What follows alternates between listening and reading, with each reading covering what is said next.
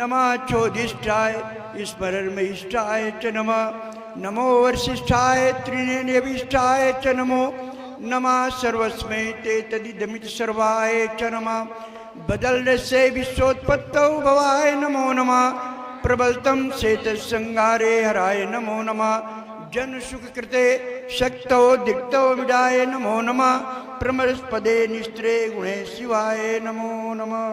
अज्ञानतिमिर अंधस्य ज्ञानांजन शलाकया चक्षुरुन्मीलितं येन तस्मै श्री गुरवे नमः। बोलो अपने अपने सद्गुरुदेव भगवान की जय। अभी आप लोग बहुत मनोमार्जित ढंग से सत्संग सुन रहे थे और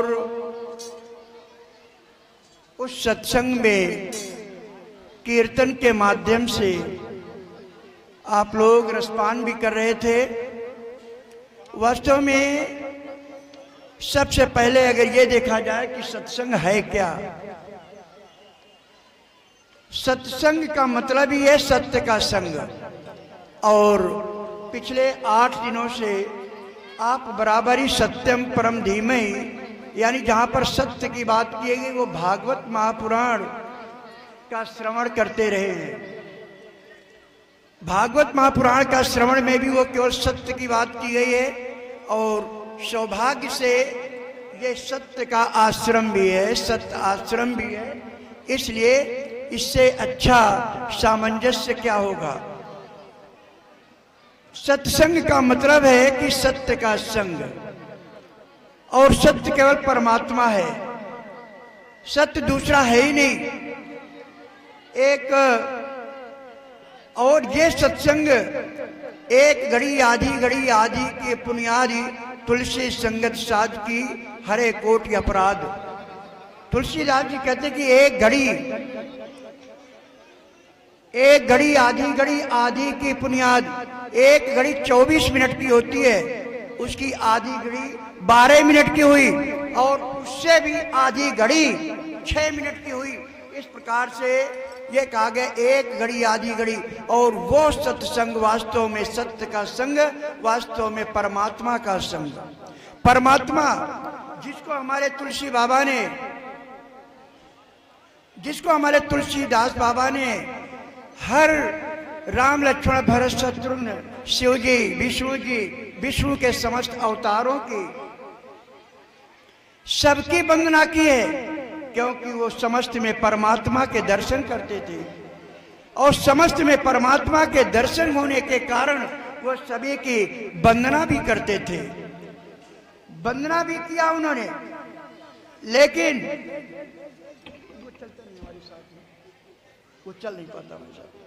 तो वो समस्त जीवों में परमात्मा के अंश को वो कण कण में नहीं, निर्वात में भी देखते थे। वैक्यूम जिसको कहते हैं इंग्लिश में, उसमें भी देखते थे, हर जगह देखते थे। इसलिए तुलसीदास जी बाबा ने सब जगह सत्य की बात की है, सबकी वंदना किया है। वहीं पर हमारे महर्षि वेद व्यास जी ने जब भागवत महापुराण की रचना की तो उन्होंने केवल एक शब्द कहा, सत्यम परम धीमहि।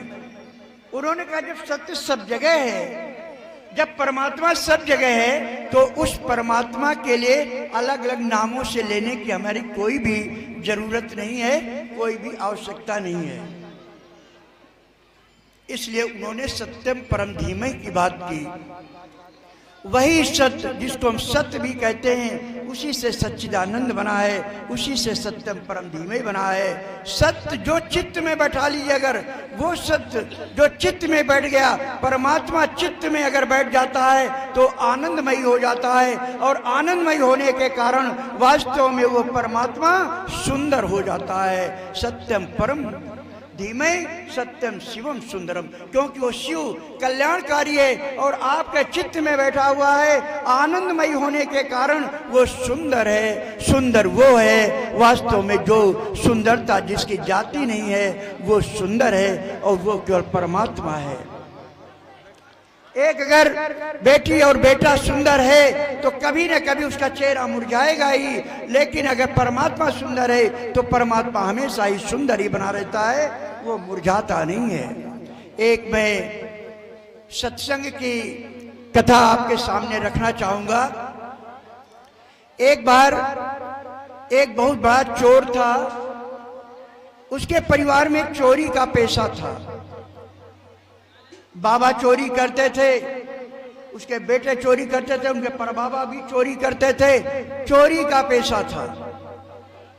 एक दिन लड़के के पिताजी का देहावसान होने लगा, ऐसा लगता था कि मृत्यु हो जाएगी।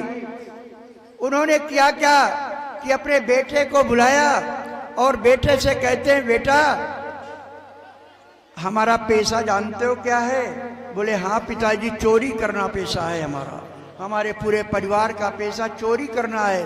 बोले हाँ बेटा, लेकिन हम तो मर रहे हैं, ये हमारी चोरी का क्या होगा?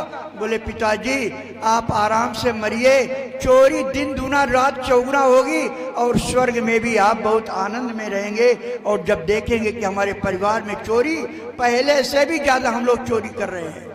बोले बस बेटा, यही चीज हम सुनना चाहते थे, लेकिन एक बात याद रखना, जहां पर भी सत्संग हो रहा हो, बहुत ध्यान देने की बात है। देखिए, pay attention to my words, मेरे शब्दों को ध्यान दीजिए। जहां पर सत्संग हो रहा हो वहां पर बैठना नहीं, क्योंकि माइंड को डाइवर्ट कर देते हैं, माइंड सत्संगी माइंड को बदल देते हैं। उन्होंने कहा ठीक है पिताजी, हमने आपकी ये बात भी स्वीकार की, हम सत्संगियों के पास में कभी नहीं बैठेंगे। बोले ठीक है, अब हम चैन से मर सकेंगे। उनकी डेथ हो जाती है, मृत्यु हो जाती है। अब बेटे की जिम्मेदारी आ जाती है कि अपना पैसा बढ़ाएं, अपना कारोबार बढ़ाएं, चोरी का कारोबार